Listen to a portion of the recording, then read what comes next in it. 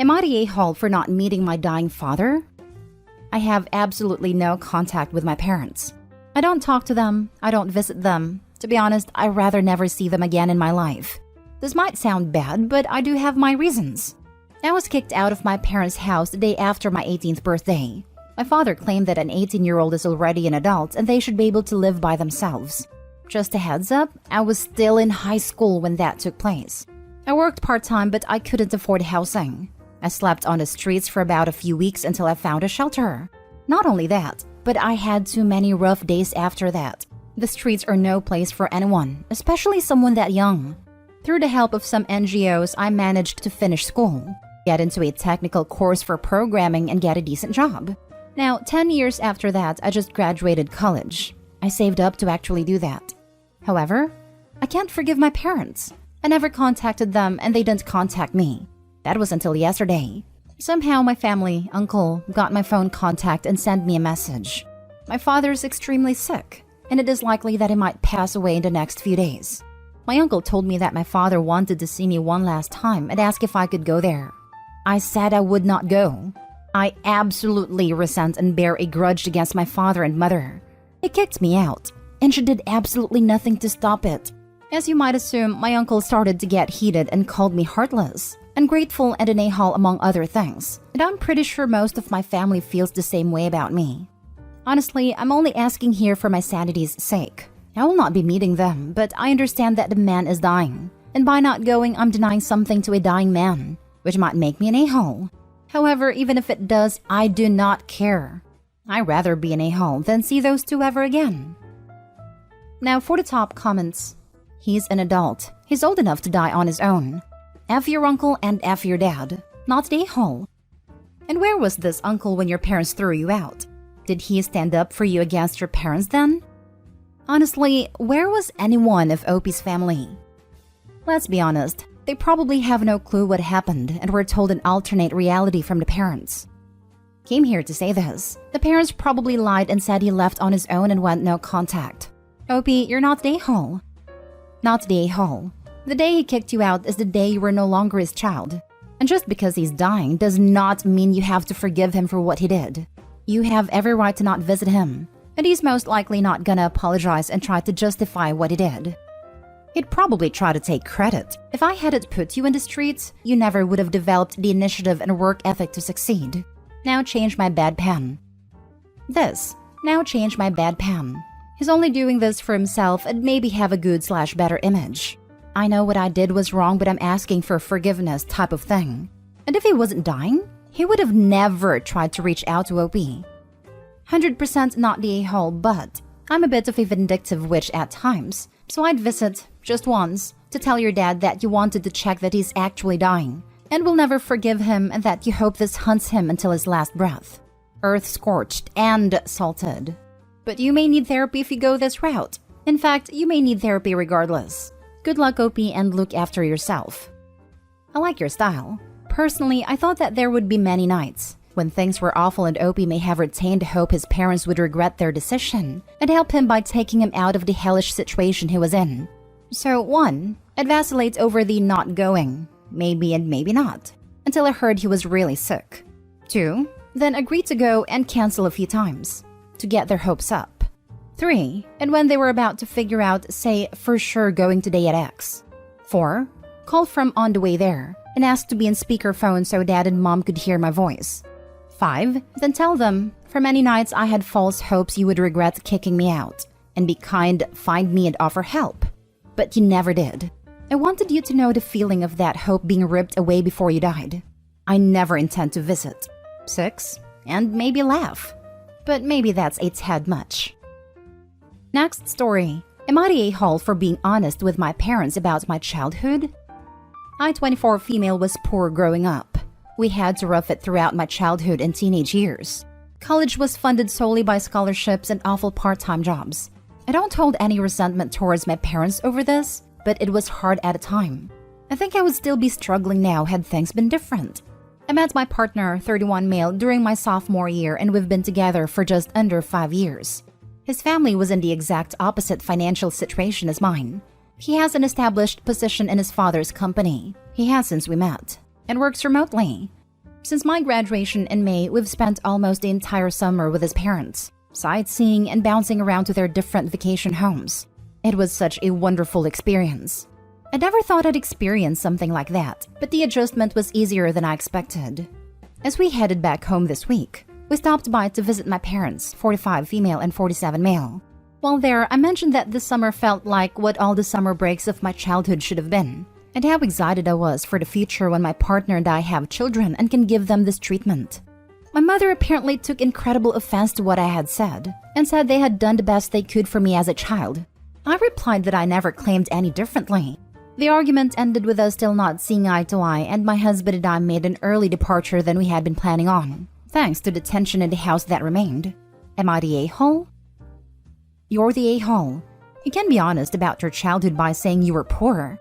Saying my childhood should have been like this when your parents didn't choose to be poor is a huge a-hole move. It was just so easy to adjust. Someone please take the silver spoon out of Opie's mouth. You're the a-hole and ungrateful. Not everybody marries rich. Your parents loved you despite you draining their income, didn't they? I'm sure they would have had a more lavish lifestyle without having to raise you, but they did the best they could for you. Damn, imagine treating your own parents like this. I will never understand how people can be like this.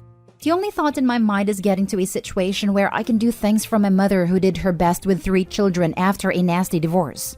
We didn't have the picture-perfect childhood, but she did her best to provide for us. And we had it better than most people would have in our situation, and the only thought in my mind is, how am I ever going to be able to repay my mother? You're the a-hole, what your summer breaks should have been?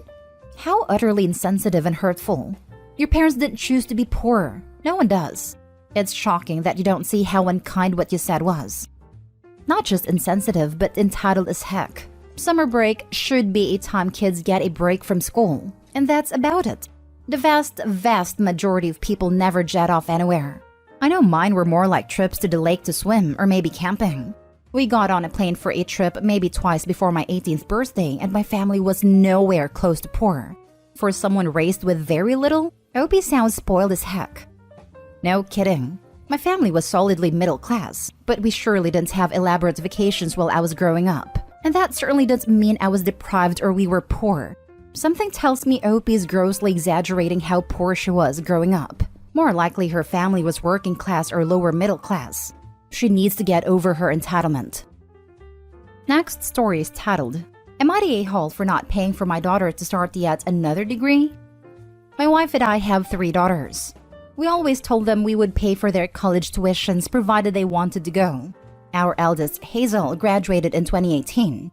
She started at a 4-year university and lasted there 6 months before dropping out and coming home. We had to eat a lot of fees because by that point they were non-refundable. Her reason for dropping out was that she didn't want to pursue that major anymore. We told her she could switch to undecided or general studies until she did figure it out, but she insisted on dropping out. From there, she enrolled in the local community college, which was cheaper, but as we didn't qualify for financial aid, we were paying for all of it. She stayed through till the world fell apart in 2020. She tried online schooling, but it was too hard and we respected that. Our younger 2 were struggling with virtual school. I can't imagine how hard college was. She took some time off, then in January of this year, started at another 4-year college. Keep in mind, only some of her credits transferred, but we were supportive. Last month, she came to us and said she wants to drop out yet again and go to cosmetology school. I have nothing against that. But after spending tens of thousands of dollars on these other schools, she's got to pay her own way on this one. I told her if she finishes and gets her license, I will reimburse her, but she needs to figure out how to finance it on her own. She asked how she's supposed to do that, and I told her to get a job. She got upset and said I'm going back on my word. It doesn't help that this year our middle daughter graduated, and we're paying for her to go to a 4-year college. Hazel said this isn't fair, and I said I'd do the same to her sister if she was as wishy-washy.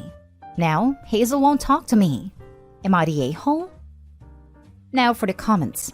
Not the a-hole. You've given her a chance and a backup.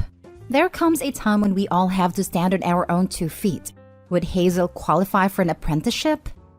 Those aren't a thing around here. Cosmetology school is certainly cheaper than a 4-year school. Why not determine how much she would have cost at her 4-year school, and if she hasn't hit there, offer the rest as a kind of education budget? She's more than hit what a 4-year school would be. Not the a-hole. You've paid for 3 false starts. She can pay for the rest. And they're willing to compensate her if she finishes. That's a better deal than I ever got. Totally agree. She has to learn to finish what she starts. She'll just do this again if OP agrees to her demands. Not the a-hole. You did pay. Twice already. She has a pattern of not finishing what she starts. I wouldn't want to pay for a 3rd shot either. You didn't say I'll pay all schooling for all time, no matter how many different paths you take, and she shouldn't pretend that you did. You're right that if she's serious about this, she'll pay for it since she's now been given reassurance. You'll reimburse her if she finishes. You're still offering to pay, but only after she shows she's serious about it and has completed it, not before.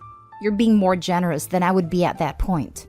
You still have 2 other kids to pay for, and maybe she'll finally understand how generous you've been if she has to foot the bill for once. Now for the last story. Am I the a-hole for cutting my daughter's financial support off and monitoring every cent she spends? I'm so livid right now about the entire situation that I can't see straight and make a fair judgment. My daughter is heading off to college this year. I and my wife both decided years ago that if/when she went to college, we did not want her working to support herself. Well, now that time has come, and we've been working on ways to make sure she can fully focus on her education. I and my wife budgeted out a monthly allowance for her, along with her tuition payments. A big part of this is that I want to also teach her to budget out her money and figure out how to handle her own purchasing.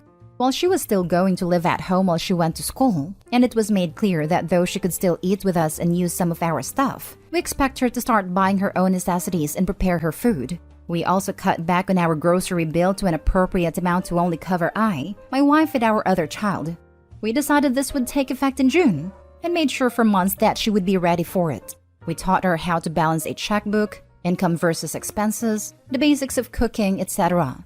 To say the first month was a disaster is an understatement. Within only 11 days, she had blown through her entire monthly allowance. This was not an insignificant amount either. We gave her $1,000, and she blew through it in 11 days. She does not pay any rent, utilities, health insurance, etc. She had no clue how she blew through that much money, but I figured it out incredibly quickly.